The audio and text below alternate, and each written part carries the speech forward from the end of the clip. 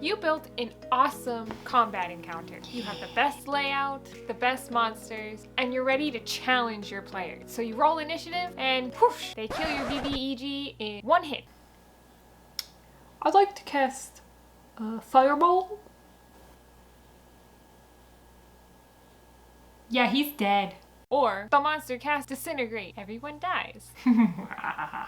Here are 2 ways to prevent that and to have balanced encounters. Before we get into these techniques, you need to know you will never balance an encounter perfectly. And here's why. There's like a stampede going on upstairs. Your players outnumber you and they're way more creative than you are. Don't get discouraged by this though, it's actually pretty exciting. It makes it a lot more fun for you because the game isn't as predictable. You do. What? With the dragon spawn? Not only are you outnumbered, but they also have magical items, magic spells, and cool feats, and multi-classing. That's a lot of stuff. It's impossible to account for all of these different facets. Even just as simple as whether or not they had a long rest can change the encounter entirely. But don't worry, monsters also can make things difficult. For instance, a very underrated skill is Pack Tactics. Pack Tactics grants your monsters the ability to get advantage, meaning the odds are in your favor. And finally, you can't ever balance an encounter perfectly because you're rolling dice. Duh. One day, the dice gods might smile on you. That never happens to me. Despite all of these what ifs, you can still balance an encounter and it is still recommended. So here are the 2 ways that I do it. Method 1, the DMG experience point way. This way is best used if your characters are under the level of 5, or if you're looking to scale the encounters. So what do I mean by this? If your characters are under the level of 5, they're squishy. You want to make sure your encounters are very balanced, but you don't want everything to be overly challenging, especially in the beginning and if you have new players.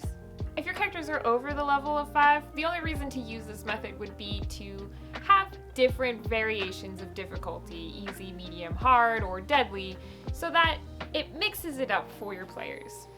Alright, here's how you do it.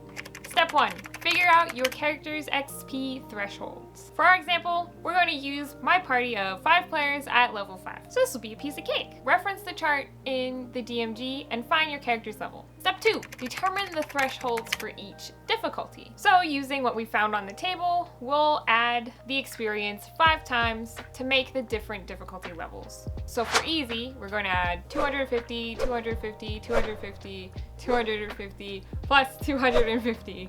Then we'll write that down. Do this for the other difficulties, easy, medium, hard, and deadly, and then write all of these down and keep it somewhere, because for as long as your characters are level 5, you won't have to redo this math. For me personally, I put it on a sticky note and put it in my DM journal. Step 3, now it's time to add up the monsters. For this example, we're going to be using wolves because they're cool and I like them. So we're going to do 5 wolves. Each wolf has an experience points equaling 50. Multiply that by 5, we get 250. Because we're using multiple enemies, we're also going to add a multiplier. There's a small chart in the DMG that explains this. For us, we're using 5, so we're going to multiply this 250 by 2. That brings it up to a whole whopping 500 experience points, making this a pretty easy encounter for our level 5s. If I wanted to make this harder, I might add 2 ogres, making this 2,300 experience points, which places it in the medium difficulty. I could swap those 2 ogres out, put in a hill giant, and cut the wolves down to 2 wolves, and that would make it 3,800 experience, making it a hard encounter. Or I can scrap it all together and just throw in a big right. Hi. You know I'm filming a video? Don't. You're gonna knock it down. Essentially, what you're doing is you're taking your character's XP thresholds and then spending those XP points with monsters. Method 2, the deadly encounter benchmark.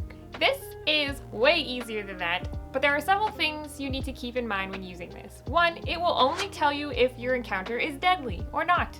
If you aim for this number, you're also creating a challenge. This is really the only thing you need to do after your characters reach level 5 or above. in the world of D&D, a level 5 character should be pretty badass already.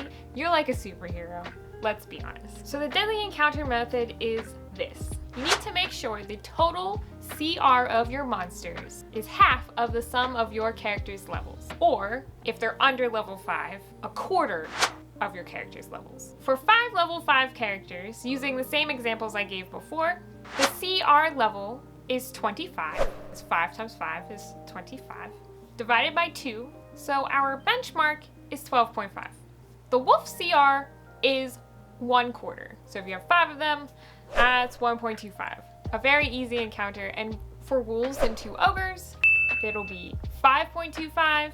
For 2 wolves and 2 hill giants, it'll be 10.5.